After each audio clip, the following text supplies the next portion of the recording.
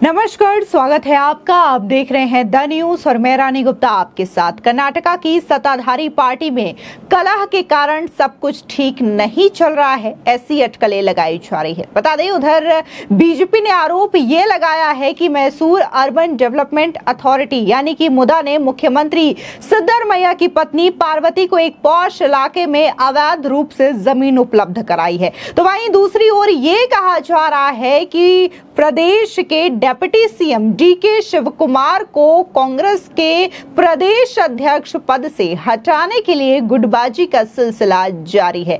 लगातार देखने को मिल रहा है कि कर्नाटका में इस वक्त जहां महंगाई चरम पर है, तो वहीं अब सरकार को लेकर के कई तरीके की खबरें सामने आ रही है। ऐसे में कहा जा रहा है कि क्या जल्द ही कर्नाटका में कांग्रेस की स्थिति डामाडोल होने वाली है, क्या वहां पर सरकार गिरने वाली है, या फिर आपसी गुटबाजी की स्थिति कांग्रेस में बहुत जल्द देखने को मिलेगी। बता दें आपको, दरअसल पार्वती के नाम पर स्थित एक 4 एकड़ जमीन का अधिग्रहण किया गया था, जिसके एवज में उन्हें वैकल्पिक जमीन उपलब्ध करवाई गई। बीजेपी का कहना है कि उन्हें दी गई जमीन की कीमत अधिग्रहण जमीन से कई गुना अधिक है। बता दें, कर्नाटका के मुख्यमंत्री सिद्धरमैया ने मैसूर शहरी विकास प्राधिकरण में कथित अनियमितताओं की सीबीआई जांच की बीजेपी की मांग को गुरुवार को खारिज भी कर दिया है। वही विपक्षी पार्टी यानी कि बीजेपी ने भूमि खोने वालों को धोखाधड़ी से जमीन आवंटित करने के खिलाफ अपना प्रदर्शन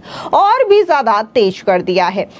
इस दौरान सीएम सिद्धरमैया का कहना है कि 50-50 के अनुपात वाले नियम के तहत उनकी पत्नी को वैकल्पिक जमीन मिलनी चाहिए थी। उन्होंने कहा कि यह नियम पूर्ववर्ती बीजेपी सरकार ने ही बनाया था। इस योजना के तहत अगर किसी व्यक्ति के 1 एकड़ अविकसित इलाके में स्थित जमीन का अधिग्रहण किया जाता है, तो उसे आधा एकड़ जमीन विकसित इलाके में दी जा सकती है। वहीं नेता प्रतिपक्ष आर अशोक ने सिद्धरमैया की पत्नी को जमीन दिए जाने को अवैध भी करार दिया है। उन्होंने आरोप लगाया है कि जब ये मामला प्रकाश में आया तो अधिकारियों को निलंबित किए जाने के बजाय उन्हें ट्रांसफर कर दिया गया है। उन्होंने कहा कि सीबीआई या रिटायर्ड जज की जगह 2 आईएएस अधिकारियों को जांच सौंपी गई है। सिद्धरमैया ने बताया कि उनके साले मल्लिकार्जुन ने 30 एकड़ 36 गुंठा जमीन 1996 में खरीदी और अपनी बहन यानी कि सीएम की पत्नी को गिफ्ट कर दिया। 1 एकड़ में 40 गुंठा होते हैं।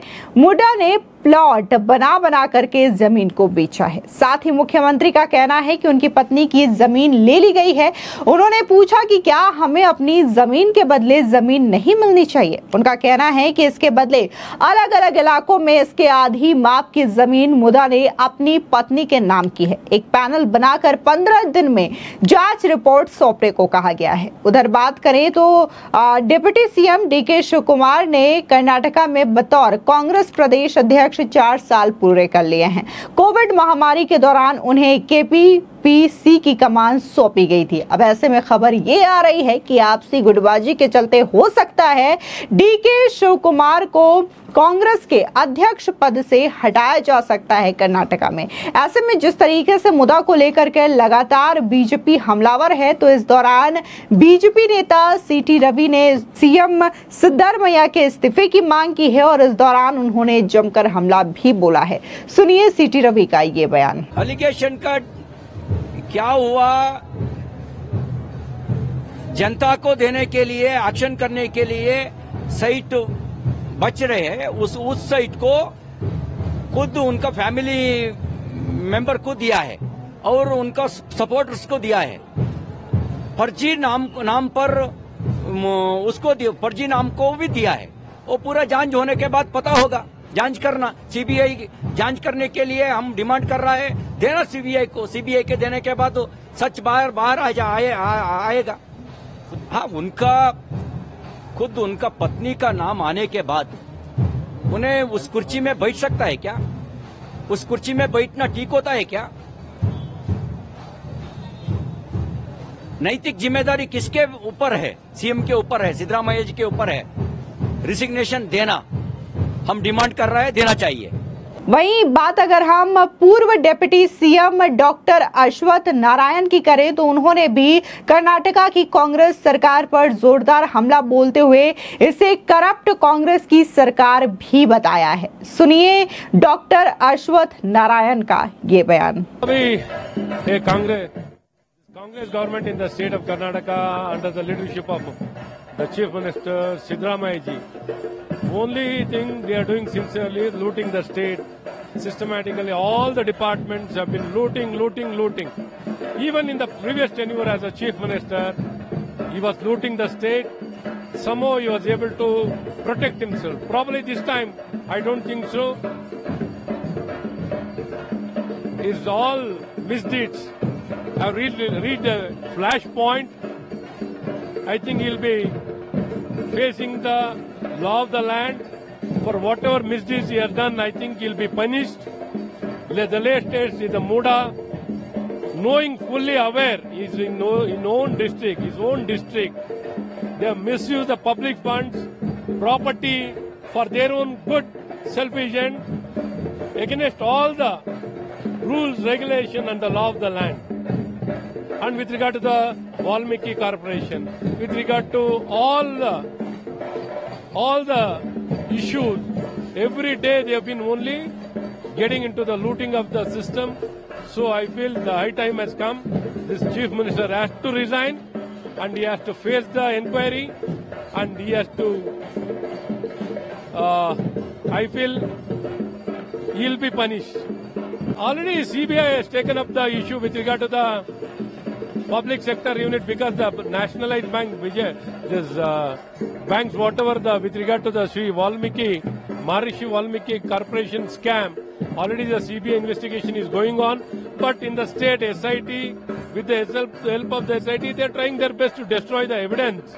Probably they can't get away. I am very confident that the inquiry will reach the doorstep of the chief minister and all the people whoever is involved. Already they have been pointing finger towards the CM, the chief account officer, or the person who committed suicide. All of them have been pointing finger towards the chief minister. So you demanding CM resignation, sir? Definitely. He is insensitive. He is thick-skinned. What may come, I will not leave my chair. He has got no ethics, no morals. आपको बता दें कि मुख्यमंत्री सिद्धरामैया के खेमे के सारे नेताओं का कहना है कि अब प्रदेश अध्यक्ष बदला जाना चाहिए। गृह मंत्री जी परमेश्वर का कहना है कि इस मांग में कुछ भी गलत नहीं है। उन्होंने कहा कि डीके शिवकुमार कई पदों पर है, उनकी शक्तियां कम करने के लिए एक से अधिक उप मुख्यमंत्री नियुक्त करने की मांग भी की जा रही है। वहीं डीके शिवकुमार के गुट के नेता कह रहे हैं कि मुख्यमंत्री को बदला जाना चाहिए। डीके शिवकुमार ने पार्टी नेताओं की एक बैठक में कहा कि वो झुकने वाले नहीं है। यानी कि एक तरफ ये भी कहा जा रहा है कि डीके शिवकुमार जो कि राज्य के अकेले डिप्टी सीएम है, उसकी जगह 2 डिप्टी सीएम बनाए जाने चाहिए कर्नाटका में। तो वहीं ये कहा जा रहा है कि कर्नाटक का जो अध्यक्ष पद जो कि डीके शिवकुमार के पास है, 4 साल से भी ज्यादा हो गए हैं, अब उन्हें उस पद से हटा दिया जाना चाहिए।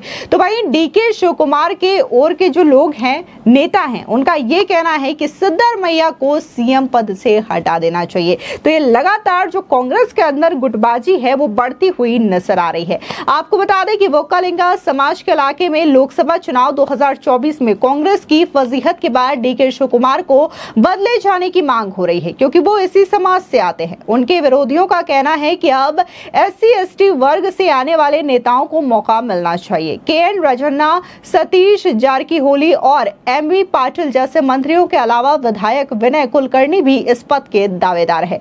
वहीं डीके शिवकुमार ने कहा है कि वो नकारात्मक आलोचनाओं की जगह लोगों की सेवा को तरजीह देते हैं।